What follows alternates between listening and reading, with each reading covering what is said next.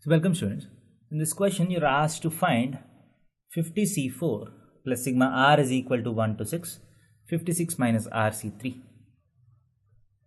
So that is effectively you are asked to find 50C4 plus, if you put r is equal to 1, get 55C3 plus 54C3 plus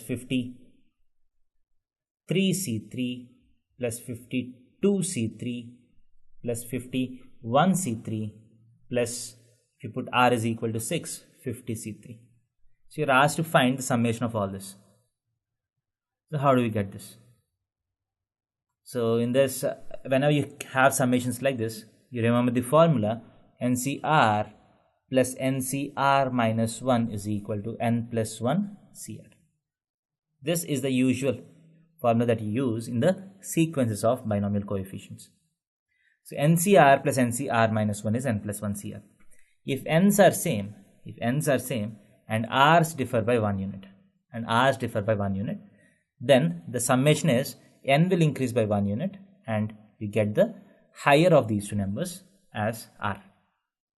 So now, can you see this 50C4 plus 50C3? So if you add these two, what do you get? So if you add these two, you get, because the n is same and r is different by 1 unit. So when you add these two, you get 51, n increases by 1 unit. C, the higher of these two, is 51C4. So the addition of these two is 51C4. Now, once you add these two, now you have 51C4 plus 51C3. So again, n's are same, r's are differing by 1 unit. So you get 52, n will increase by 1 unit, C, you get the higher of these two. Now 52C3 plus 52C4, you get 53C4, right? 53C3 plus 53C4, you get 54C4. So sum of this you get 55C4, and the sum of these two, finally you get 56C4 as the answer.